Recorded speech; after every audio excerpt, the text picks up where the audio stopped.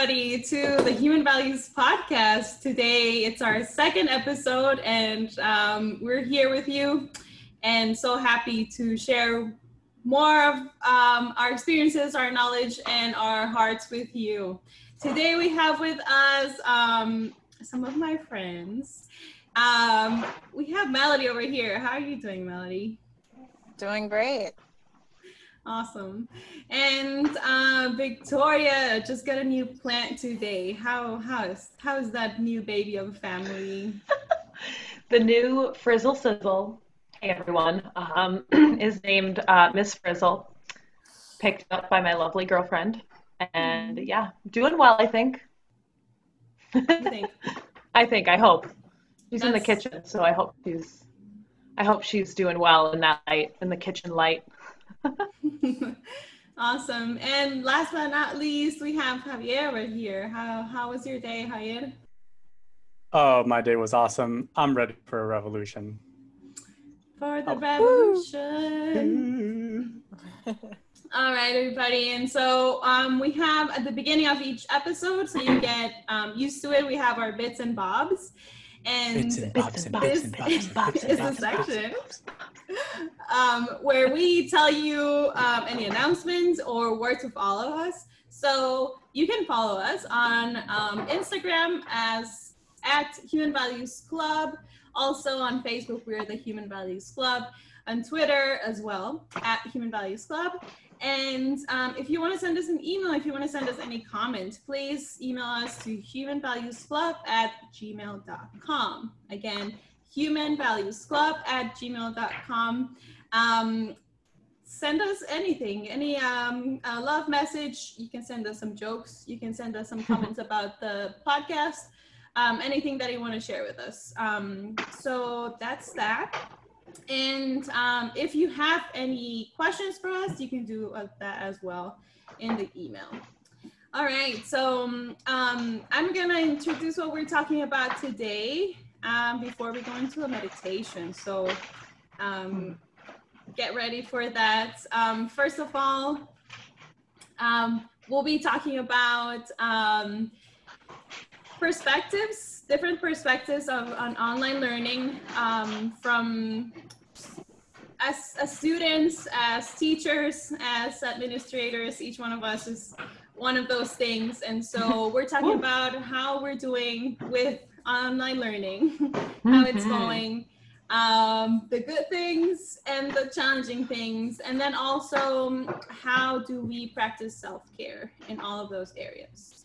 So a lot of good things coming up. I'm excited for this conversation we're gonna have, and just happy to be here with you. So if you, listener, and my friends over here, if you can find a comfortable position to sit, if you're in the bed listening to us, or if you're in the couch, or wherever you are walking, you can just find a comfortable position. And close your eyes if you feel comfortable. And just notice your breath.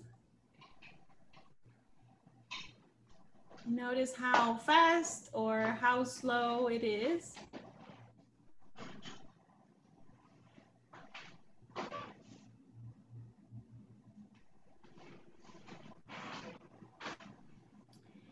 And then just imagine a little candlelight in front of your forehead.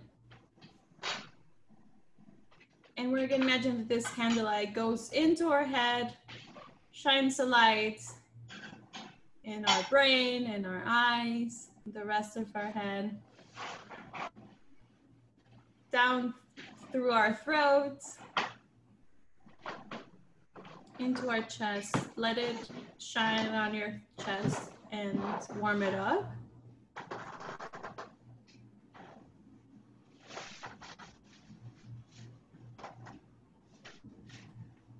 Make sure it covers your torso, and then go down through your pelvis area, your legs, down to your feet, and let's thank our feet for taking us to good places. And yes, let's go back And move this light up to your arms and into our hands. And feel the warmth in your hands as you bring this light to your hands. Let's thank our hands for helping us to do everything we do every day. If you're a musician, if you're someone who uses your hands as part of your work, let's thank our hands. All right, and then bring this light back to your chest.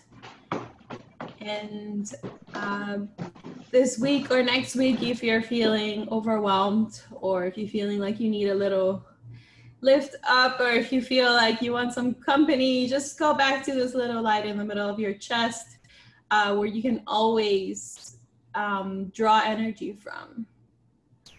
That's our source of energy. Let's take a deep breath in and breathe out. And slowly start to move your body like a dog waking up from a nap. And stretch whatever you want to stretch. And open your eyes slowly back to this moment. And into today. Right here with the Human Values Podcast. Thank you for listening to us. This is our first meditation with you. We do a lot of different meditations, but this is a little version of a light meditation. If you are interested in that, check our YouTube page, which has a lot of meditations, most of them by our friend Javier. And yes, or just listen to our podcast and you'll get a meditation for free. So I think we are ready to get into it. Our lovely Melody is gonna have some spicy questions for us. Ooh, spicy. Spicy. I like spicy. Me too. Welcome, friends and listeners, also friends. Episode 2. I'm really excited to be here, and I wanted to open with a quote by an anonymous human being. I kind of found it from a podcast episode by Brene Brown, she's an American professor, lecturer, and author. And in this episode, she spoke with Sonia Renee Taylor, who's also an author and a poet.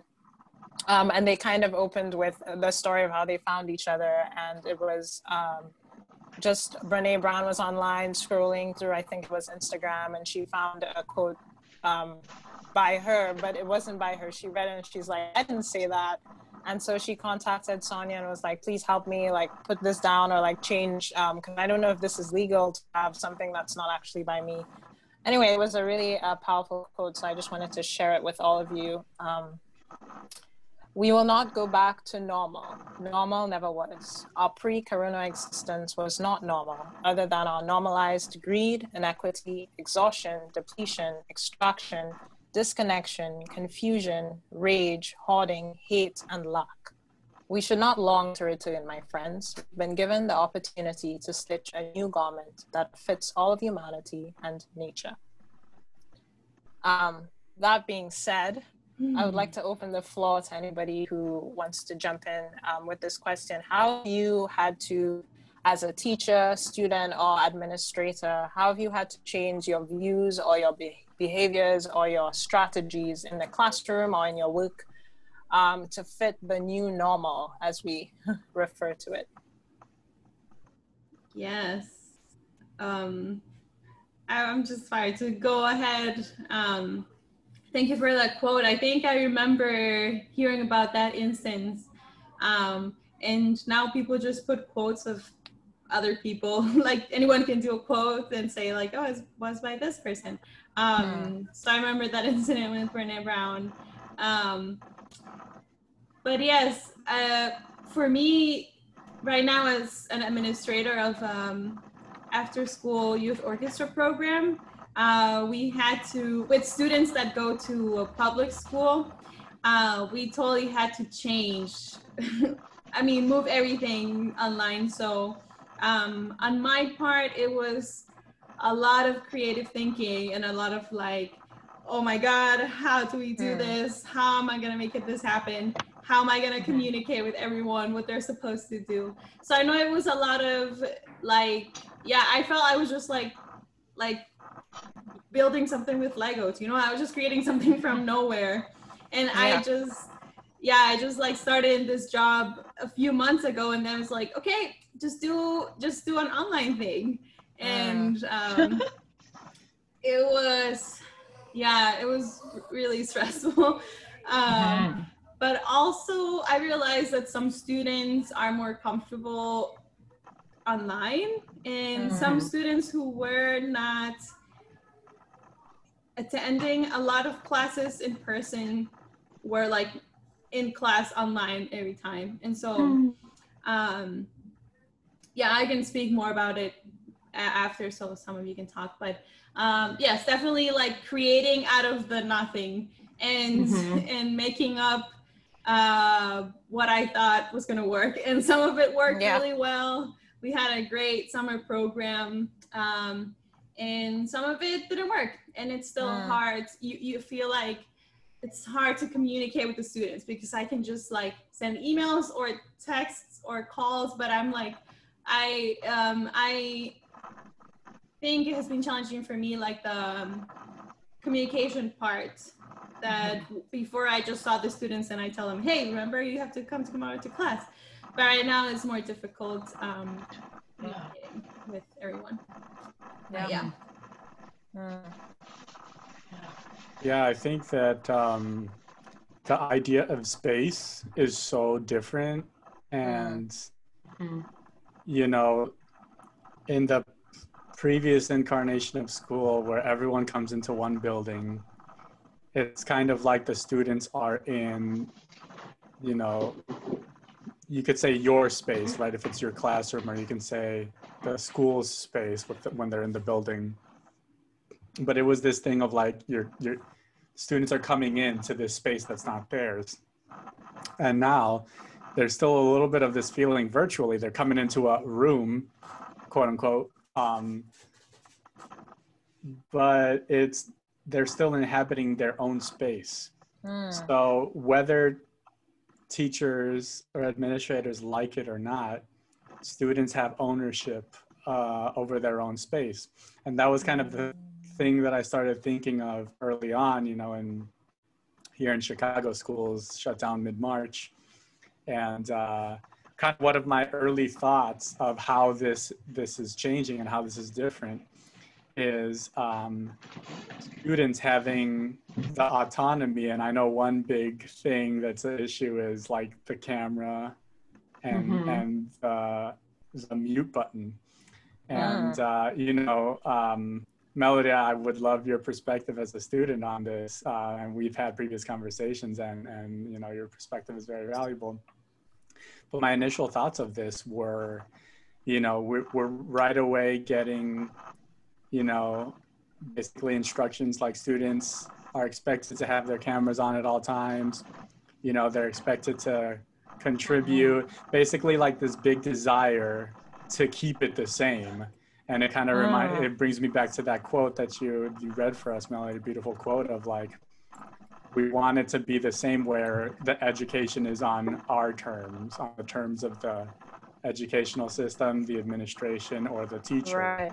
Yeah. Right. But it's like, because the students are in their own space and they have the control of their technology, it really is this kind of interesting equalization of power in a way. Of like, if the student just doesn't want to turn their camera on, doesn't want to turn their microphone on, it's not going to happen. What are you going to do? Like, what are you going to do about it? You know, there's nothing really that you can do. And just like the earliest things I started to see in reaction to these mandates was a lot of teachers, you know, saying like, you don't know, you know, and especially kind of like, I will repeat, I've been repeating of like taking cues from, you know, teachers of color, Black teachers, especially Black women teachers. You don't know what's going on in these kids' houses. You know, you don't know, like, I don't know, you know, Victoria, Andrea, if you had that experience of like, you know, student has their microphone muted, and then like they unmute it, and then you just hear this noise and chaos in the background, and it's just like, whoa, okay, that's why they don't have their mic on. I'm getting a lot now of students who just has her little sister with her because for whatever reason, I don't know, parents are at work or not there. She has to take care of her sister. Her little sister's in our class now, you know, and like is participating in our class, you know, but new friends, new friends. She's adorable. And she's like, Camila Cabello, you know, like you're giving us song requests to play in class. But yeah, you don't know what's going on at home. You don't know if students are embarrassed of like what their room looks like, or you know that what they're wearing. Like there's just like a million reasons, and privacy too. And privacy, as well. Yeah, we love our privacy, and I think it comes back to me, and I'll stop talking, but of like seeing students as full human beings rather than as property or as, you know, these little humans that have to follow our instructions. Like it's about teaching them, not about making them comply. And you know, I can go on and on. There's a lot of other stuff that I'm thinking about equitable grading practices, and like you know, the good thing about my school is in terms of turning in assignments late and things like that, there's like you can't take points off of an assignment if they turn it in late, like, you know. So I've like all of these things that I've been thinking about are kind of now like, okay, now the district is saying to do these things, when I'm like, right. Okay, you've been thinking about it for years. Yes. Why did we have to get a pandemic to make things more equitable or culturally appropriate, or just all of these things? Yeah, so that's kind of where I'm coming from. There's a lot more. I could talk more, but I think I'll make some space. Yeah, Javi, I find it interesting. I mean, just from the perspective of a student, and the idea of like conceptualizing what space is now, and also coming to terms with the reality of it. And Victoria and I spoke about this earlier today of it's different when you're in the mindset of, okay, now I'm going to school. So you get ready and you leave and you get there, and now you're in a new space. And so your mind is there and your body is there, compared to you're still in your room, or you're still at your house with maybe 5 other siblings, and your mom is in the kitchen cooking or whatever's happening. Some children are from really terrible households, like who knows what's happening at their houses, and they have to switch based on looking at the screen. Like now I'm in class, but I'm actually still in bed, or I'm actually like in my living room, whatever it is. And to me, that's a challenging thing, because, and also thinking about what it's going to look like after all of this ends, like how when we do come back in person, whenever that will be, how we have to adjust how we communicate or how we transition in our minds, moving from the different parts of our lives to school, back at home, and yeah, it's I think what's most challenging as a student is the idea that there is still a small expectation to do the normal thing. Like, okay, let's try to be normal. Let's try to open schools and learn with the same way we did before.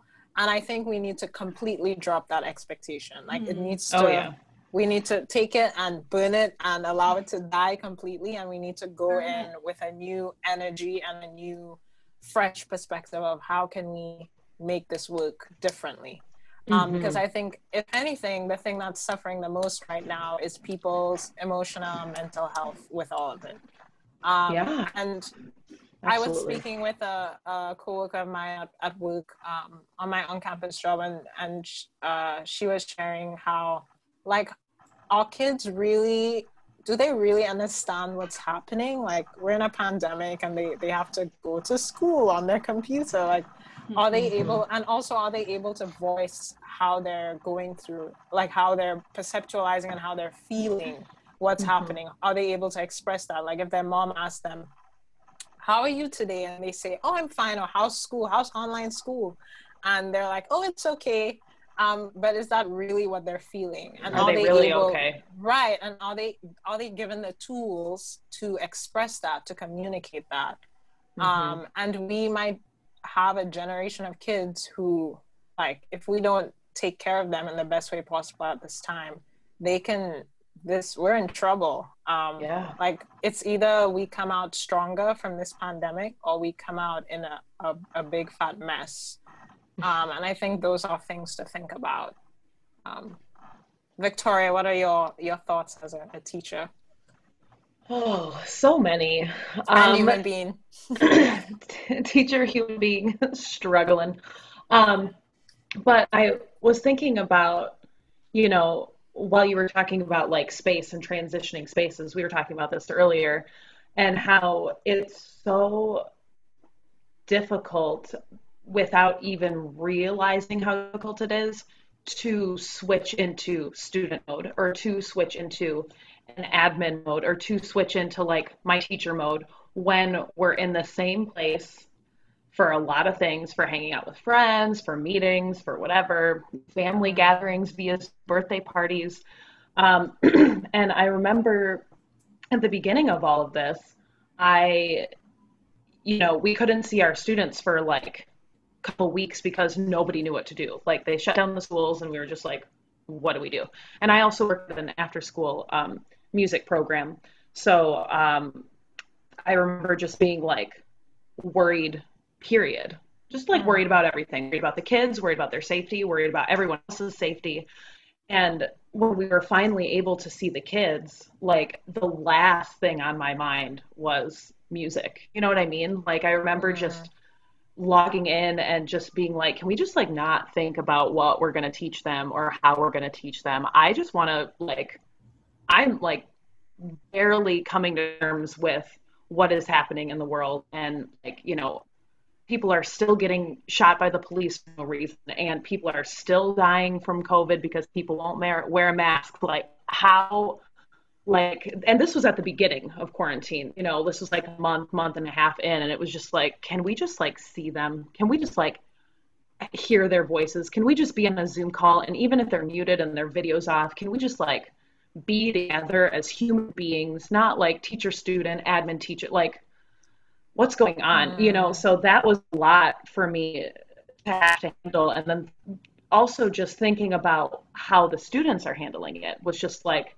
that their weight on every teacher's shoulders at that point was just like, like, this is something that they don't teach you in your education courses in college. This is something that you don't learn in student teaching unless you were there during, a plague. But like, how to teach in a pandemic. Right. Like, it was just so, how to navigate that was, it was like Andrea said, like having a bunch of things that, a bunch of Lego pieces, different colors, different, sizes, and like, all right, what can I build with this?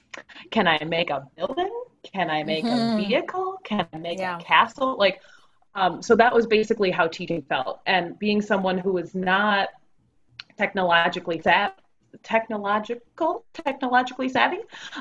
made up a new phrase, technologically, that was also a like whole other beast to handle for me, on top of all of the mental and emotional things that were happening with me and my students. And just, the technology learning was an interesting feat as well.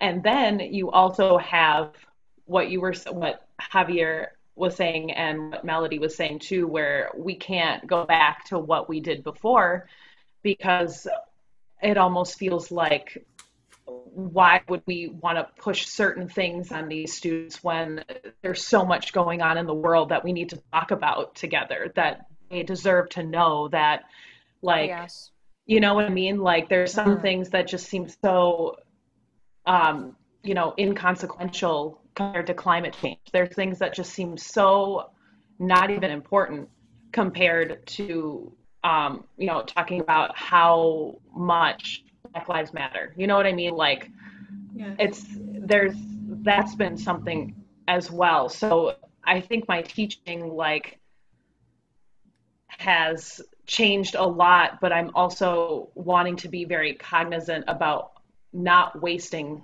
the students' time and not worrying about trying to fulfill this curriculum quota or trying to get this done and cross it off the list of things that are, you know what I mean? Like, I mean, I don't know, I feel kind of bad saying that, but there are some things that it's like, well, we're together for an hour. We're together for an hour lesson.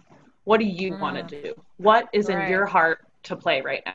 What are you're having a bad day? Let's talk about it. Put the instrument down. You know, it's not about me. It's not about what I'm putting on you. It's about you and how you want to react to the world, you know? So yeah. I will also stop talking. But yeah, that's how Victoria, this feels. Yeah, for sure. Yeah, you mentioned a little bit about time and how you spend time. And I think even the concept of time has changed. Yesterday, a few friends, one of my friends said that 2020 feels like 5 years rather than 1 year. And I think just from a cultural perspective as well, the concept of time, I think in American culture, as somebody who didn't grow up here and is kind of in it and experiencing it from that perspective, I think there's an emphasis more on the quantity, like how much we produce with the time that we have rather than the quality, the experience that we're having whilst we're producing the thing. And even like just what being on time, how we use our time. I don't know, we're all like drinking coffee so that we're awake and all. Let's just, I mean, yeah, we can, and I'm not against the coffee drinkers. I support coffee.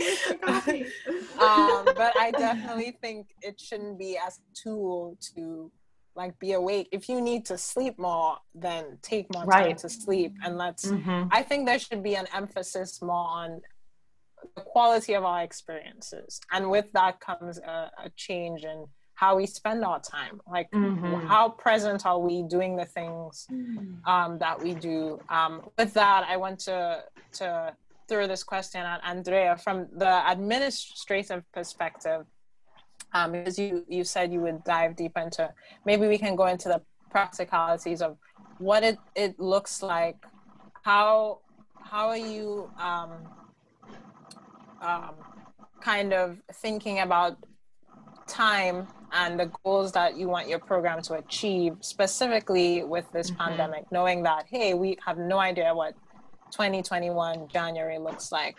Are you navigating it from the perspective of we want to be there by January, or more of how can we use this time to be most beneficial with a pandemic? Like, how are you navigating that from the administrative perspective? I imagine navigating, and I imagine me like swimming, and you know when you're like swimming, but then you have to go out for air, but like then sometimes it doesn't work, so you're like that's how I'm navigating it. Good analogy. I exactly know what you mean.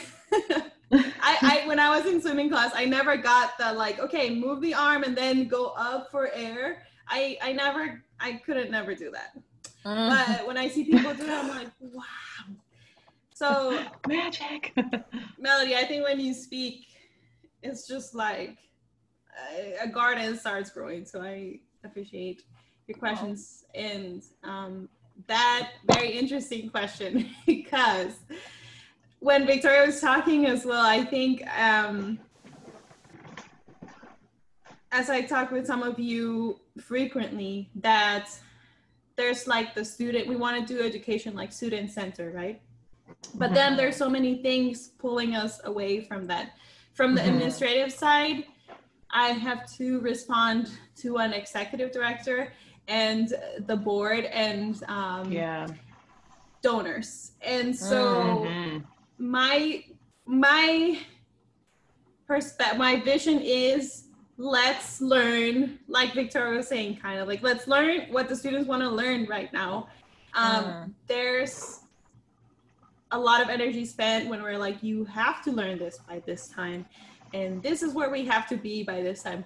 Cool. If we are in person and the students are getting the instruction they're used to, cool. We can set, you know, it's not like having lower expectations, but it's like you said, adjusting the expectations. And yeah, I just find it particularly difficult to make my vision come true because I am pulled from so many places.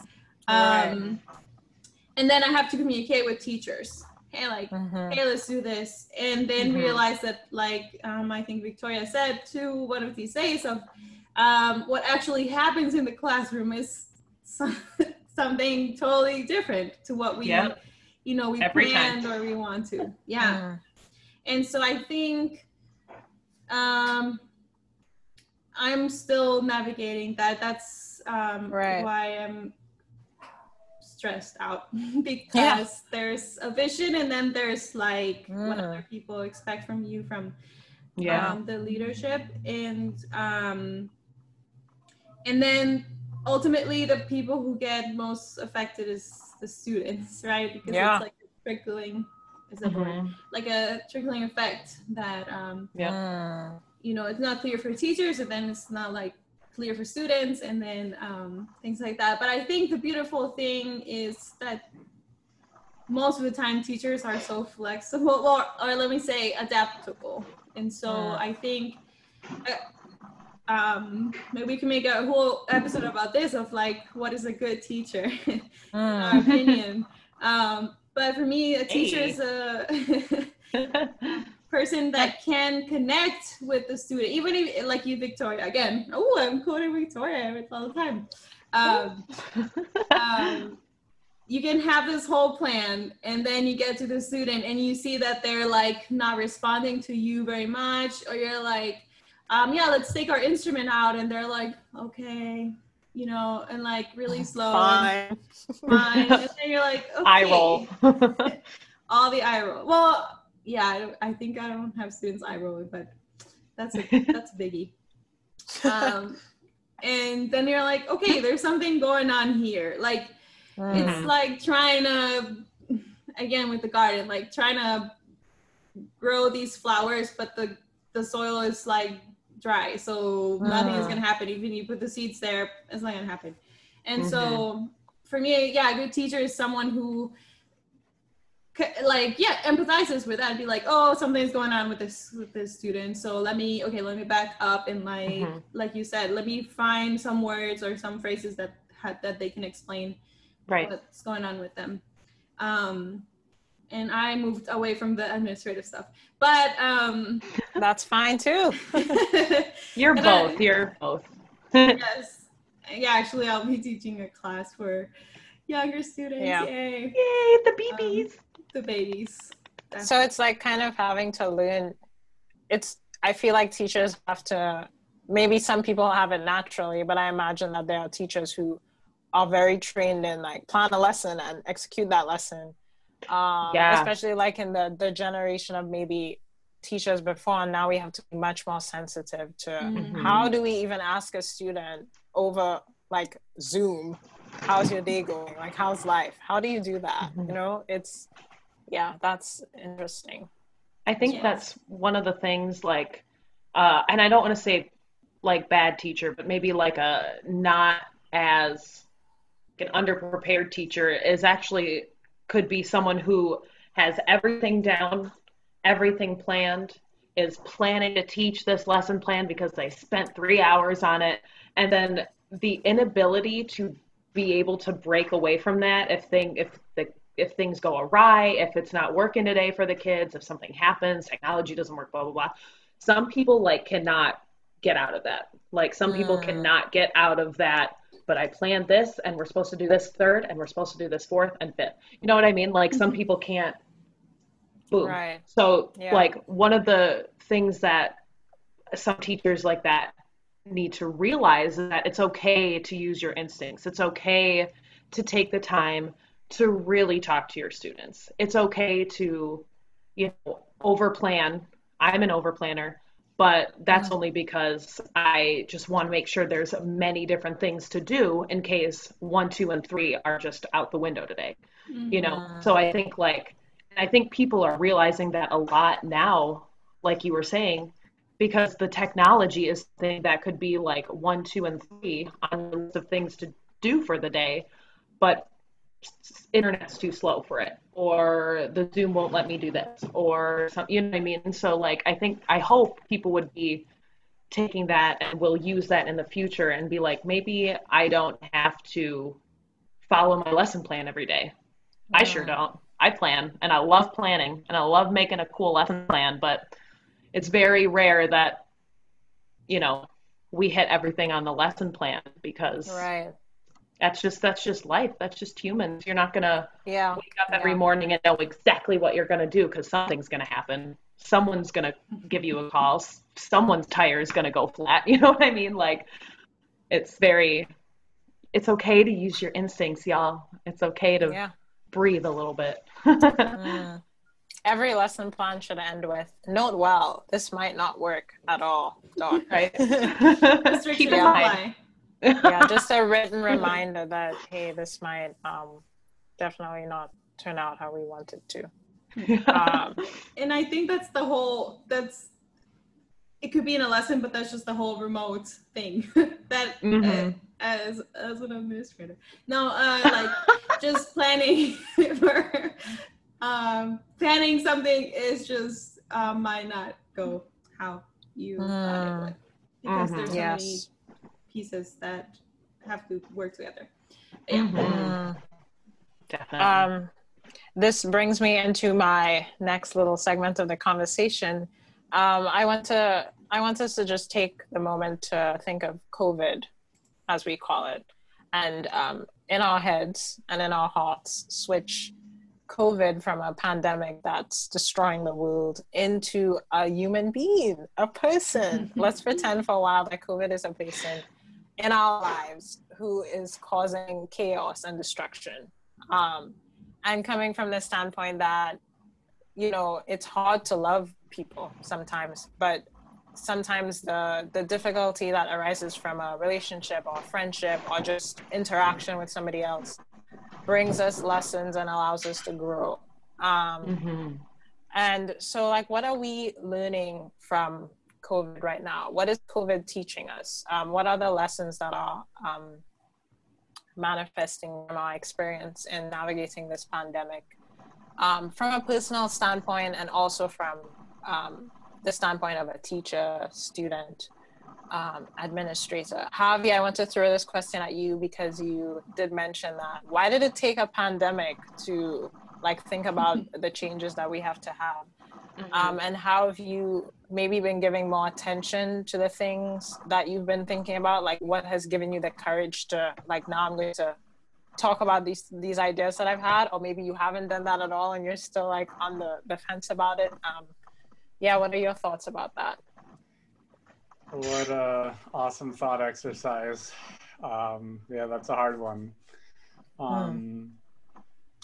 It to me seems like maybe like an abusive relationship in a way, right? And listening to a lot of these kind of life coaches and internet psychologists and stuff like that, kind of come into this understanding of we have these childhood moments of abuse or neglect in our childhood, and then we grow up without having been fully healed from those things, and we get caught in these patterns, right? Because we felt like whatever it was, that abuse or that neglect, hardly anyone escapes childhood without some kind of pain, right? But we kind of normalize that and say, oh, wasn't that bad? Like, oh, I had a good childhood. Like, I was able to do this and that. And we kind of downplay how that affects us. And that is why a lot of people behave the way they do, right? We can kind of always look back to their childhood and what happened. And then we tend to fall into these patterns of attracting people into our lives that allow us to reenact those same patterns that we learned in childhood. Until we come into, we hit like rock bottom, whether it's in a relationship or something, and that kind of illuminates a lot of these things. Sometimes when you have to hit rock bottom, and then you start to realize like, whoa, that was messed up. And I feel like that's kind of, if COVID is a person, like that's how that relationship is going. Like it is illuminating all of the abuse that we've been under as a human society, of all of these things that we thought were normal. And when looking back on it and being like, actually, this is messed up. And kind of the way I thought about it too is like, it was the great pause, right? Especially in the beginning of quarantine. And you can see here the pool of people trying to normalize things again. And there's this other force saying like, no, we don't want to go back to that, and that I see that being personified as like, there was like this break in this relationship, and like you're taking time to pause and reflect and like, is this what I really want for my life? And then like this other person is like, no, come on, it'll be different, it'll be great, like let's go back, let's be together again. And you're like, no, I don't want that for my life. I don't want to go back to that. I want something new. But we're so, I think, afraid of what we don't know, what's new, what we don't know might be there, right? Because we're like, well, I know this, and this might have been painful, this might have been abusive, but it's familiar. And I know what I'm getting. But it takes true courage to say, no, if I need to go into a new direction, I need to go into a new relationship with the world, and and resist that pull and say, no, there's gotta be a better way. And it's scary going into the unknown. And into the unknown. you had to get in cheer. It's scary going to the place you haven't been before. But I think it's about trusting that you deserve better, which we're kind of gaslit and conditioned to believe that we don't deserve better. But believing you deserve better and having the creativity and the courage to do what Bettina Love calls freedom dreaming. And just say like, how can we build a perfect society or a perfect educational system, knowing it may never be perfect and it may take several generations to get to what would be ideal, but at least we can be part of that process to kind of like push it in the right direction, so that's kind of how I see this relationship with COVID, of like, you're just like, oh, but we had so many, it's had so many good times. And then your friends are like, no, but remember, they killed 200,000 people, we don't want to go back to those systems. So I just see it as like a great pause and a time of reflection and illumination, and awakening, and an awakening, and a courage to believe you deserve better, and a courage to dream of what can be. And as a humanity, we have so much creativity, so much intelligence to dream of what could be better. And I always want to bring it back to, this being the Human Values podcast, to bring it back to how do we put humanity at the center. And we're under so much pressure, right, to produce. And for education, that means produce grades, that means teach the content, because we can measure that. But the very act of measuring is hierarchy. You're saying some students are better than others, and there's no way to measure growth in humanity, right? Growth in humanity, which is really what's gonna save the world. And the greatest things cannot be measured. Like, how do you say how much love you have for somebody who you care about? Like, from a scale of 1 to 10, how much do you love this person? People do that all the time, but does your 10, is your 10 somebody else's 10? Like really, Right. it's not, you can't measure those things. And I think that the fact that we're trying to is where there's that disconnect, where something is broken in our system, our way of approaching education. And I think from a student perspective, trying to do college in the middle of a pandemic, I think there needs to be, we need to do less. Like people have to actually, the teachers, professors, and all the administrators, they have to reorganize their syllabus and say, we're purposely going to do less, give the students less, so that they have time to care for themselves and they have time to sit with the material that we're learning, and they have time. We need to give, going back to the idea of changing our concept of time, and connecting that with, okay, what am I learning from COVID? We need to give ourselves time to reflect. And if we don't do that intentionally, then it won't happen. And then we will miss the things that are right there in our face that COVID has placed a light on. Javier, I'm quoting you on that. Like, it's been illuminated for us, but we're closing our eyes instead of sitting with it. So I think there needs to be an emphasis of let's do less but better. Especially within, because in college, everybody's just doing too much all the time. I'm going to be real. I have this one class that's at 8 a.m. I have way too many assignments. I'm like, now as a student, I have to care less about what I'm doing in order to get it done.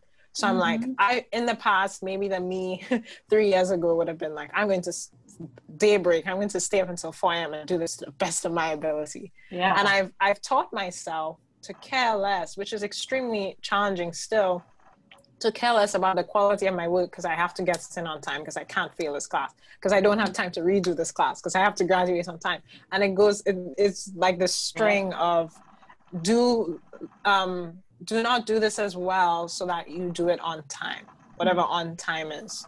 And I think that's the fact that I'm training myself to do that in order to survive the system is the problem. And so the people who have the power to change those things should change those things, because I don't have the power to. Maybe I do. Maybe I can start a riot outside on the green space. But anyway, yeah, I think going back to the question of what is COVID teaching me, it's teaching me to be more reflective and intentional, and to pause when I need to, because often I'm just like going, and sometimes I need to pause, whether that's to sleep more or to just take the moment to sit with this feeling of pain or sadness or anger. And I think, it's important that we do that we pause and reflect. Yes. Yeah. That remind me of trying to get through college, and it's at the moment I think I saw it as like, oh, I'm developing other skills of like how to get stuff done half assed. Like halfway, to like turn it in. And it's never a good feeling. It's never like, well, because you forget everything right away, and then you have this feeling that you didn't give the best of it to it, and that's a trait of anxiety too, is like, well, you're someone who wants to, and I'm this way too, I think we're all a little bit of this, where you want to do something well. You want to do it well. You don't want to have to be forced to like do it really quickly because you have no other time to do it and there's a million things to do. It's like, and that just like what is that? Not steamrolled, but like snowballs. There we go. Snowballs your anxiety even more when you're just like, oh my God, I am someone who likes to present my best work and share my best work with others, but I can't because I have 5 minutes to study for this test and I don't remember what's on it. So YOLO, it's just, it's crazy. Yeah. It's crazy. Yeah. And I think from a Caribbean culture perspective, our concept of time is definitely like, we call it, I'm forgetting now, island time, I think we say, where it's like people are always late, like an hour late. Like if something starts at 10 a.m., people show up at 11 and it's fine. Like the prime minister would show up for an event late and it's like, okay. But so an American coming in to maybe St. Lucia and teaching, I have a specific teacher in mind, and it would drive her crazy that people would be late all the time. But the idea is, hey, we're here. When we get here, we're here and we're having a good time. And there's really, let's just sit with that and think that there is really nothing wrong with that, because the fact is we're present and we're here together and we're having a good time. And hey, we only get to live once. So once we do get there, I'm not saying be late for everything. That's not what I'm saying, dear listeners. But I'm saying that we need to, I just think that we need to give more attention to how we spend our time. There has to be that shift if we're going to live better lives. And with giving more attention to how we spend our time, we will wrestle with the ideas of injustices, because people will have more time to think and reflect and build better relationships. And from all of those things, we will realize, we'll have that light bulb moment. Maybe it won't happen. Maybe it'll take generations of this is wrong, how we're doing this. And that brings me to my last segment of this conversation. How are we caring for ourselves within this crazy, I can share just a little bit. I try to intentionally pause. And right now it feels like I'm compromising. Like maybe I sleep in one day and I miss a class. I'm compromising attending that class, but I think I have to do those things in order to keep my sanity. And I think I'm trying to pour more into the friendships and relationships I have in my life. I think I'm trying to be more intentional about processing things with people, spending time with people how I can, like whether it's watching Avatar Korra every Sunday night and telling myself, okay, I'm going to try to do all of my homework before then so I can enjoy this moment with my friends. I think it's important to be intentional about how we spend our time with other people, even if it's not in person, and also taking time for myself, like just rest, choosing a specific day to rest or do less, and drink tea instead of soda. I don't actually ever drink soda, but that's an example for other people who like soda. So those are some of my self-care things. Yes. It you really do helps. podcasts once in a while. Podcast equals self-care. It really helps that my classroom is also my bedroom now, and I can just, as soon as class ends, I can just like jump in the bed and go for a few minutes until the next class starts. Yes. But I feel like, in the beginning, especially of this year, we're going through, it's almost like a regular school day. Like the day is not shorter. The class periods are like 20% shorter. But it's for all intents and purposes, a regular class schedule. And, I would get to these points of just like, I'm answering emails. Here we go. And then by the time it's 2:00, 3:00, I'm just like, I have this headache and like vision is blurring. And, Andrea helps me out with the little mint? Essential oils. The essential oils. Nice. Shout out to the essential oils because they help me. Oh my God, you live right there. We should get a sponsorship for the show. Ooh. But it is helpful to take breaks and to not just say, Mm-hmm. okay, I have a prep period now, let me answer emails, but to get up and go and like talk to Andrea for a little bit, you know, get a tea. It is really helpful.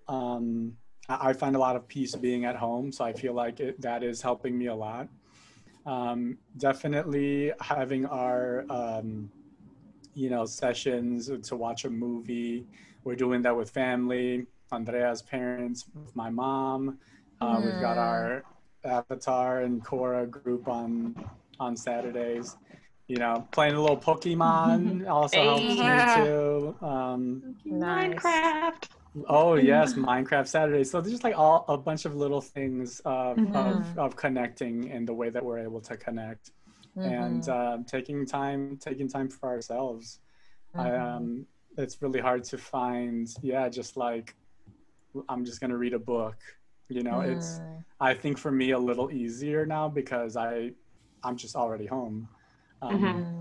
So that helps. But also just remembering that I'm a human being and not a machine. And I think that's something that, you know, we all need to hear. And bringing it back to a place of humanity. And, you know, hopefully as we start to envision our new world, you know, I think I just saw something from Microsoft today announcing that they're doing flexible work from home initiatives where even if we go back to in-person society, there's still going to be flexibility for people who want to work from home. I mean, talk about that. That's good for the environment. Like less people driving, more time with your family. And, you know, Melody, you were saying about having more time to think about social justice and ways to act. Also, should we be working so much? Shouldn't we have like time to be with our family and be with our friends and just be live? a human? And be a human. Again, it's always coming back to just this quality of time. And can we just like be human beings? Should we have to dedicate to our job from 8 a.m. to 8 p.m.? I don't want that world for my future children. I want us to work less and have a better quality of life. And then when we go back to work, like have a good weekend and have so much time with our family and friends, time for ourselves, have a great weekend. And when we come back on Monday to work, we're just like excited to go because we've spent time actually to be human. You know, so and the quality of work goes up. Exactly. Let us be human, and I think that that's what's gonna make things more productive and creative for our society. Let us be human. Well said. Let us be you. There should be a song. I don't know if there's a song, but we can write it. New intro song coming to you soon. Sounds like a RuPaul song. Let us be human. Nice. Let us be human. Whoa. Yeah. Whoa. That's happening. I felt that whoa. Whoa. I got you in that part. That's what you get when you're at a podcast with 4 musicians on it. We're like, song break, wow. Oh, that's great. Britney Spears. Yeah, Hayat, I feel you, and I love those breaks that we take. Sometimes, like I tell y'all, I get overwhelmed, and then I'm like, okay, let me go, like say hi to Javier for a second, and take breaks. I've been switching. I initially planned my days here at home to like work from like 8 to 4 so that I can be like done by 4 p.m. you know, like with my job. But the first days I did that, I just was totally exhausted. I was getting nauseous, like headaches, and I was like, this is not gonna work. So then I like switch up, like, okay, let me work for a block of time, do play violin for like 20 minutes and then do other stuff. And I'm still figuring it out, but I think I've gotten more comfortable with not having everything ready when either I said I was gonna have it ready or when someone asked me to have it ready. So I am a, what is it, instead of saying perfectionist, I'm a detailed-oriented person. And so again, yeah, like I want to have like a good thing to give, and yeah, I feel bad when I like can't meet a deadline or something, and so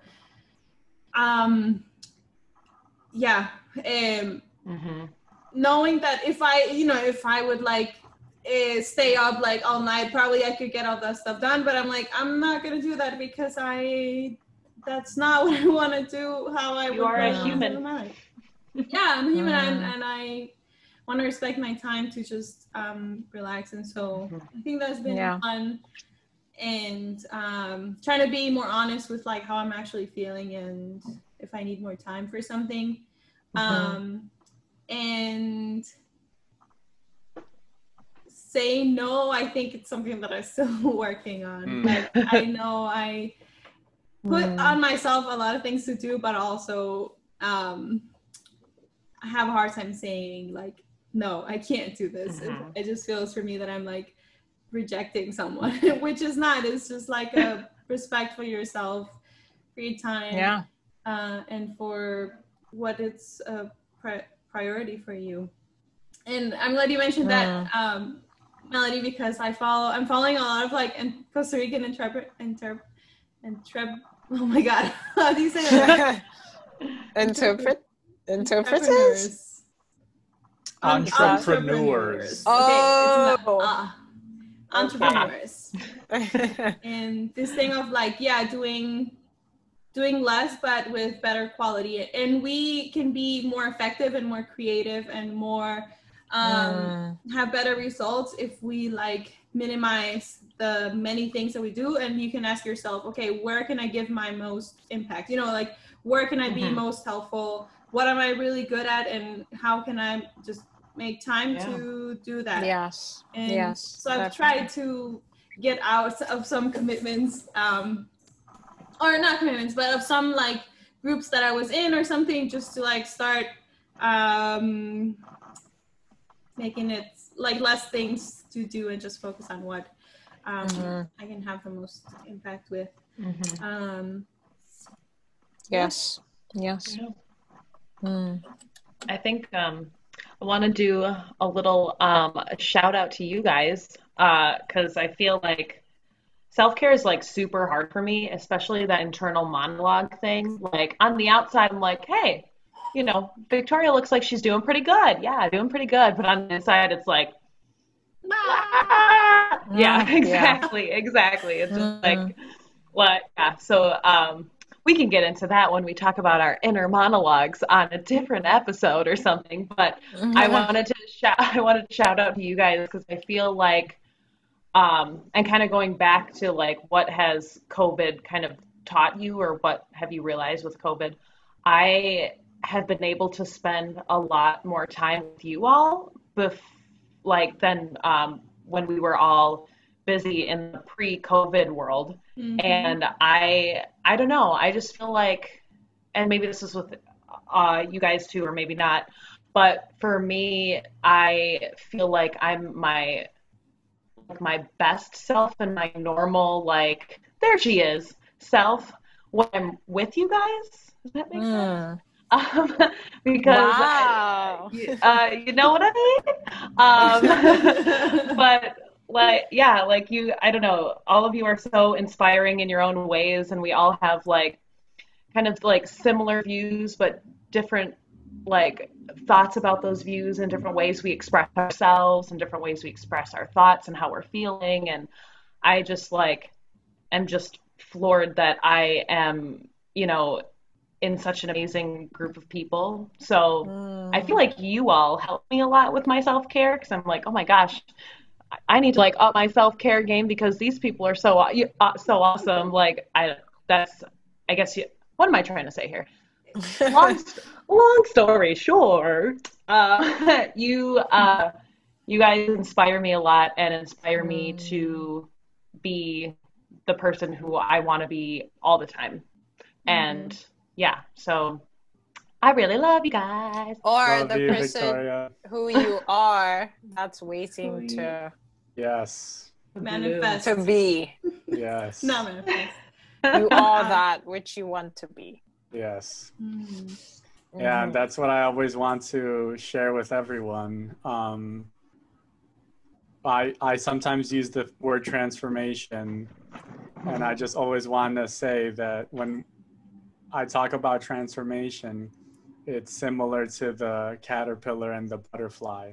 The caterpillar was always meant to be the butterfly, but has to go through that cocooning phase. That And has cocooning it phase. the actually Yes. the body of the caterpillar disintegrates and reforms, and then the process of pushing out of the cocoon is painful. And if someone tries to help, if a human tries to help, the butterfly dies, because they, through the pain of breaking out of the cocoon, is how they get the strength in their wings. So that process is painful, but it's how we become the butterfly. And you know, we all go through that moment, and it's beautiful that we can inspire each other to you know, come out of the cocoon and spread our wings. And as I'm saying this, maybe this is what the world is doing now with COVID, is we're all in this cocoon, and Yes. it's painful, and coming back to in-person society is going to be painful. And I think that hopefully it'll be something different and more beautiful and more free when we do come back. Cocoon 19. Beautiful. Cocoon 19. We're going to be some pretty sweet butterflies, man. Yes. Our wings are going to be awesome. Beautiful. Yes, that's awesome. Well, with that, I would like to just pass it on to Andrea to close us up. Beautiful conversation. Thanks to our listeners for being here. Thank you, Melody. Always setting the stage for great conversations. Thank you, all of you. I hope you're taking care of yourself in whatever way that is. Like we hear frequently, or you might have heard it or not, self-care is not only having a bath, a bubble bath, and candles and whatever, but that sometimes it looks like I read today, self-care might look like you know, completing that task that you've been putting to the side, or ask yourself, why am I putting all this stuff to the side, or what am I procrastinating, or why am I like not doing these things, and being compassionate about like what comes out of that. If it's like, well, I'm just really tired and I can't do all this stuff, cool, then you're like, okay, I'm gonna do whatever I can. And so encouraging all of you, but also ourselves, of new ways of like what self-care looks for us. And yes, have the bubble bath, of course, with some book, you know, like the typical picture of like the book and the wine in the bubble bath, which I think is nice to have, and to prepare as well for the winter season. Like I talked with you yesterday of what, how are you going to prepare for these months that are going to be cold, and that we are already inside our houses, but we'll probably spend more time inside. So how are you going to prepare for that, so that you make sure you stay happy and healthy and surrounded by good people, virtually or in person if you can. So yes, thank you all for your knowledge and your wisdom. We're going to end with one more wisdom nugget from Victoria. Ooh, here we go. So the practice guide for this week is, look at that, relating to gratitude for teachers. Yeah, we love you all. And obviously that's in the universal human value of love, our sub-value of gratitude for teachers. So our thought of the week is from Malala: one child, one teacher, one book, one pen can change the world. True. And the objective with this sub-value is to uplift the teachers in your life by showing patience, compassion, and understanding, and especially if you're a teacher, show that to yourself as well. We are so thankful to all of the people who have taught us and who continue to teach the world. So we gotta uplift the teachers and administrators of teachers in our lives. And the students, of course. Okay. Anyway. And then, so that's our, that's a section of our practice guide this week. Perfect timing. Perfect timing. And if you'd like to sign up for the practice guide, you could send us an email, humanvaluesclub@gmail.com. Send a message to your teachers or whoever for you to work with. A little love. All right, I think that's the end for today. We'll see you on the next episode, and from now till then, make sure you follow us on social media at Human Values Club on Instagram, Twitter, Facebook, and our YouTube page, the Human Values Club. Send us an email if you have anything that you want to share with us. And the best thing you could do right now is to take care of yourself and share this little wisdom nuggets with whom you love and who you're around. So thank you for being with us today. I hope this was inspiring. And if you all can say this with me, love yourself. Love the world. Yay. See you next time.